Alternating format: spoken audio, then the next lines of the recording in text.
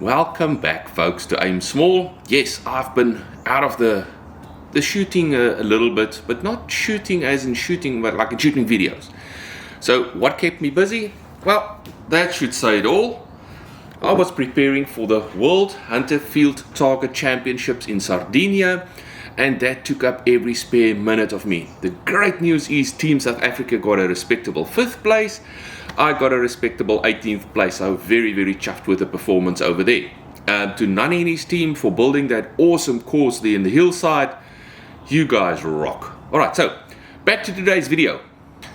In today's video, this is going to be an extension from a previous video I did. I'll put the link down in the bottom. The video was about bent skirts and can I use those bent skirts for plinking?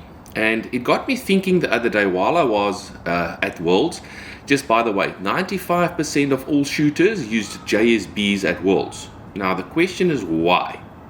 Why such a predominant brand out in the market? I'm not going to answer that. I'm leaving that question up to you. But what I'm going to look at today is the different hardness of pellets and bent skirts. Does that have an influence?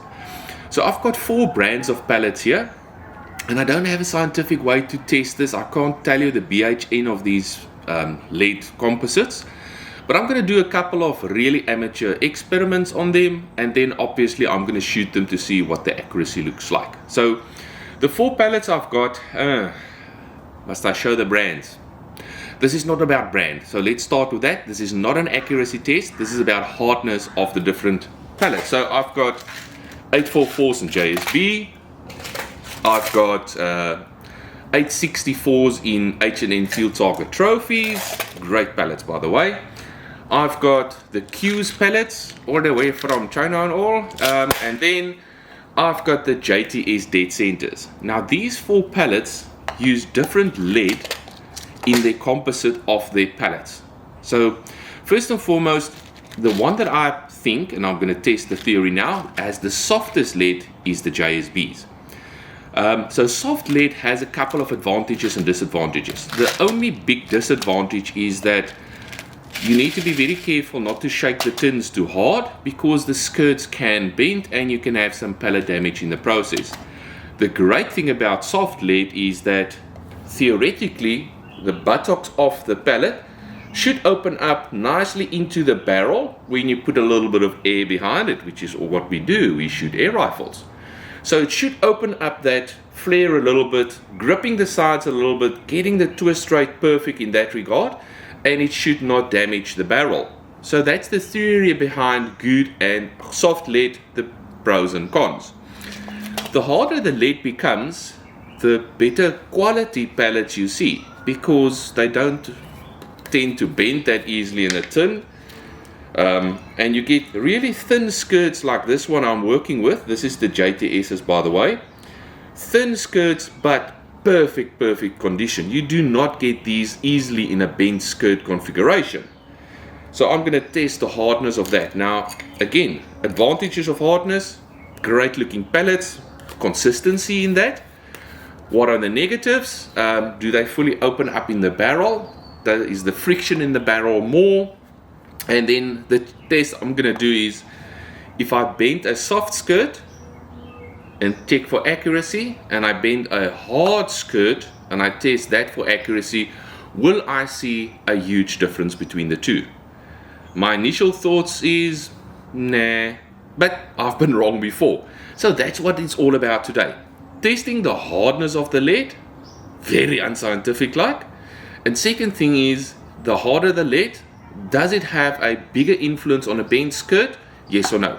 And I think it is time to get into the testing itself. So for this testing purposes, I bought myself a camping hammer from Temu. And this is what I got. And look at this little thing. And then I realized this thing is perfect for testing pellets. Let's get into this. Right, our first, let me just get the camera synced. Our first very unscientific test is physically a test of strength. No, not my strength. But physically, how much pressure does it take to bend a skirt? So I'm going to try and put this in front of the GoPro very slowly.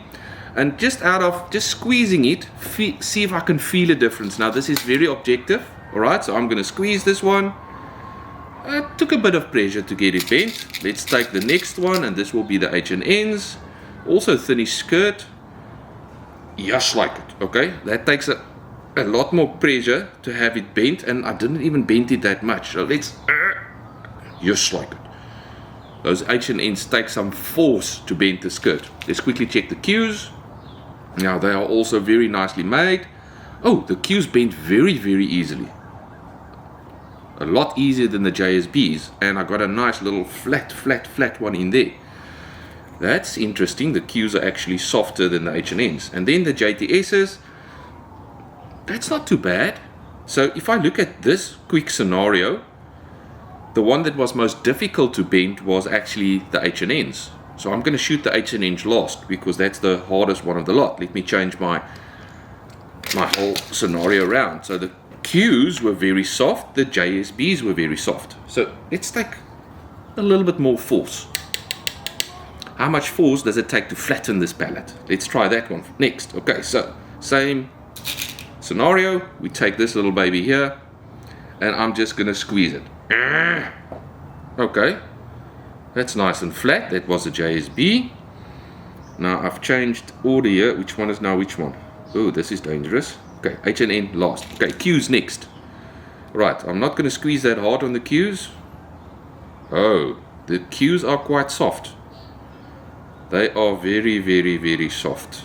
Okay, I'm squeezing the head in the process as well, so don't worry about it too much. Alright, let's try the JTSs. Oh, that wasn't too hard either. Okay, and then lastly the H&Ns. Definitely more pressure on the H&Ns to get them squeezed properly. Interesting. So if I look at that scenario, the Qs are just as soft as the JSBs. I did not expect that, but I didn't bring this hammer for nothing. Let's see what the impact is if I take this. Oh, let's take that off, because wifey is going to kill me if I... Oh, these are just pellets I'm throwing away today. Let's do a little hammer test. All I'm going to do is just put the 4 pellets on their buttocks, and they're not going to stay there. I'm going to use a little bit of force just to give it a nice little whack. You can see it for yourself. That was approximately the same force for everyone, and this is how they turned out. Dum, da-dum, da-dum. If I look at that background, and I hope I can zoom in with the camera a little bit more on those buttocks. I'll take a photo of them in any case.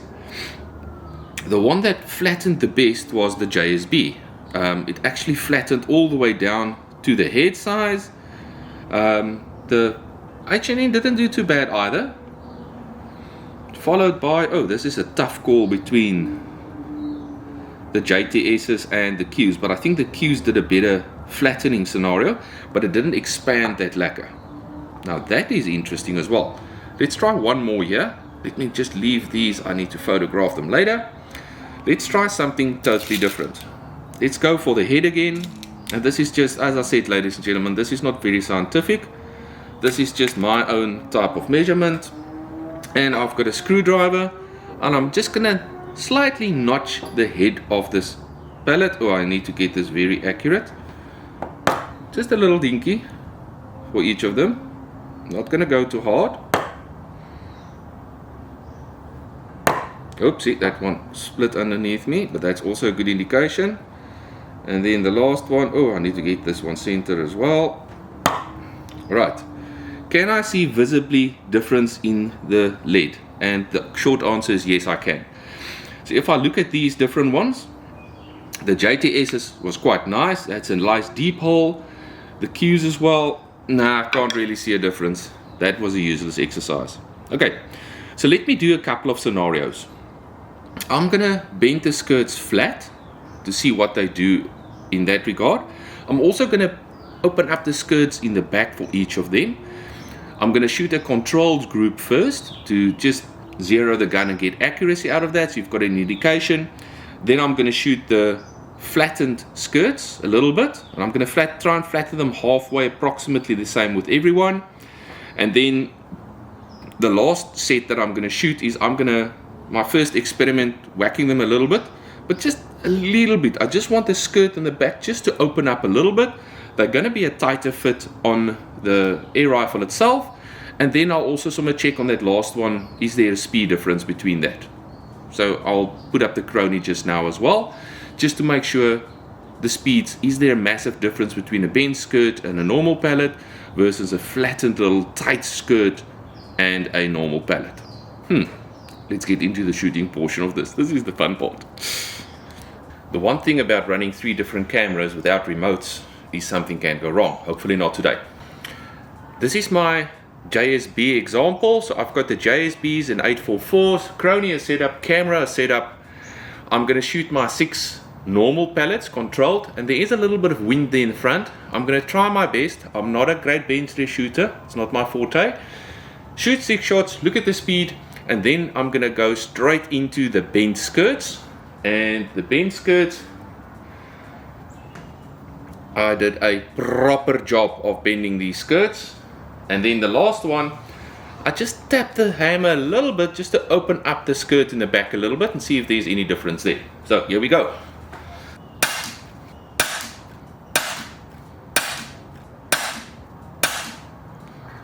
Not the world's best grouping. I'm shooting a little bit fast. It's not a problem. Let's go even into the bent skirts and see if there's a difference. Yeah, I are properly bent. I won't load this for a competition gun, but in any case, let's try this. Bent skirts.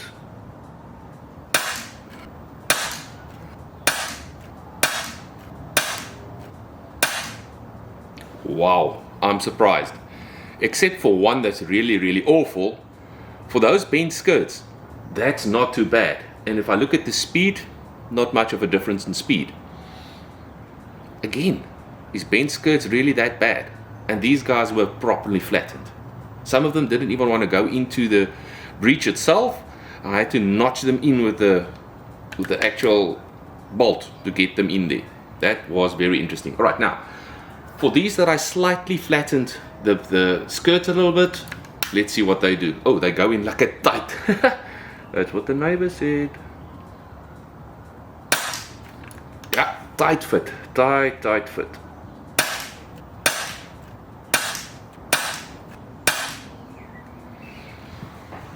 Again, not a massive difference there. This time around, they all shot definitely low. I was about a half a mil dot low on every shot. But the speed looked alright-ish. There was a little bit more variance in the speed. It was a tight fit into the barrel. I could feel when I closed the breech that there's a bit more friction there. But from here, that doesn't look too bad. Alright, let me quickly go and set up the next batch of pellets.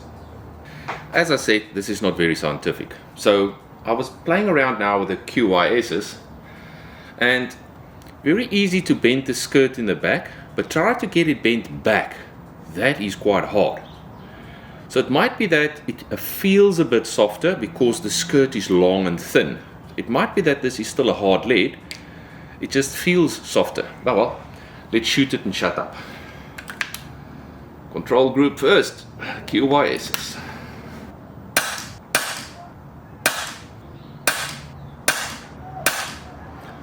Wow, except for that first shot, that is a tight grouping. Wow, QYS, out of the box, not weighed, not measured, not too shabby. Alright, now because the skirts bend so easily, they are properly bent. Let's hit the bent skirts.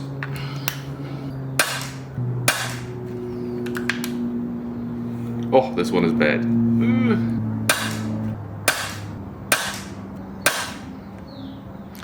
Right, definite opening up of that grouping there in front with one fly out there. Ladies and gents, I would not even put those pellets in my gun if it wasn't for this video. They were very badly bent. Okay, let's go with those that I flared up a little bit on the back side, see if there's a difference in speed and if there's a difference in accuracy. Nice little tight fit, so the hammer did its work.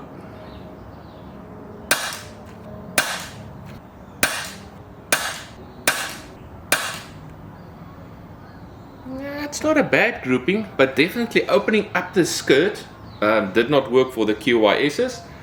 Let's quickly have a look at standard spread there. Spread was actually lower than the JSBs, which is interesting. Only 11.9 foot spread. Not too bad. Let's get prepared for the next batch.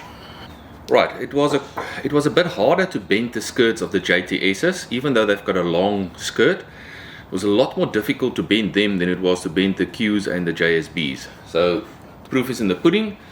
Let's shoot them. Just by the way, in between I do re-zero the gun. I do re-lead the barrel to make sure that the differences there in the front is not just because of changing lead the whole time.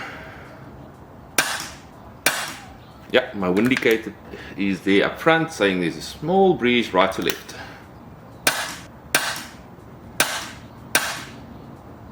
That's not a great grouping to start with. Let's see if it improves with the bend skirts.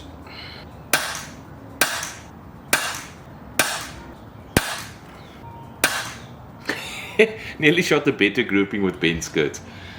Hey, this will never cease to amaze me. Alright, so let's flare up the buttocks a little bit. Gave these few a little bit of a love tap. Nice tight fit. There we go.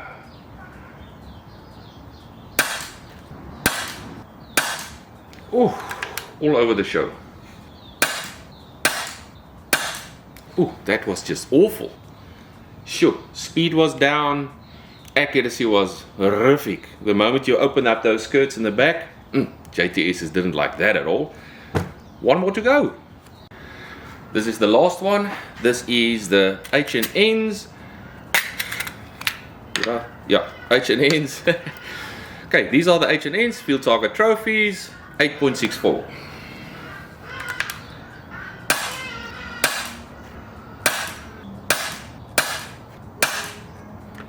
Wow, that was good grouping. The 3 to the left was all 3 wind. The other 3 I managed to squeeze off the trigger in between gusts. That is a great grouping. Alright, let's see what the bend skirts do. Yo, and it took some power to bend these skirts, so I couldn't bend them too much, but they are bent.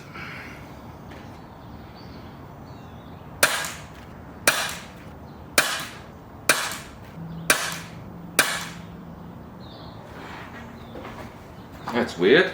That speed is way down. I'm off the rig. Alright, I'm off the rig. Let me just quickly top up and do the last batch. Gun came off the rig there, didn't make any difference to the shooting there in front. Time for the last 6 shots. Right, yeah, nice and tight fit, flared up that buttocks very nicely. Here we go.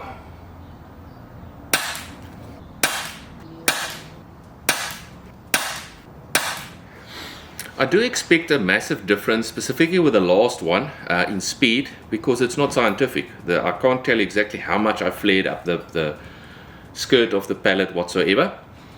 But at this stage, there's 2 conclusions I can make. The bent skirt doesn't have that big an influence. Doesn't matter how hard these pellets are, not much of a difference. Will I put those bent skirts in my gun in a competition? No. Will I plink with them at the club? Yeah, why not? Unless I'm in a competition with somebody else, and I'm always in a competition with somebody else. Alright, so first conclusion, bent skirts doesn't play that big a role. Second conclusion, the hardness of the pellet doesn't play an actual role, unless it's with barrel, usage of barrel, that it wears the barrel down a lot quicker. The question out there to you guys there, does anybody of you have an actual lead tester that can please confirm for me between these 4 pellets what the actual lead density is? Out of my experience, the JSBs and the Qs were the softest, although if I try and bend the Qs back, it was very difficult. So if I have to rank them from softest to hardest, I would say JSB is the softest, followed by Qs, followed by JTSs, and the H&Ns being the hardest of the bunch. Did that influence accuracy? Nah, not really. So don't worry about it. Get a batch of pellets that your gun adores, that you can afford, and that you can get plenty of. It's more important to get the same batch number and buy a lot of tins of the same batch number. Then you know exactly what you get, and you've got ammo that is repeatable for a very long time. If you get a bad batch, inform the other shooters as well. It might work in one of their guns. That's all up to you. From my side, that was a fun experiment to do. I'll see you guys in the next one. Like, subscribe, tell a friend. That's all, folks.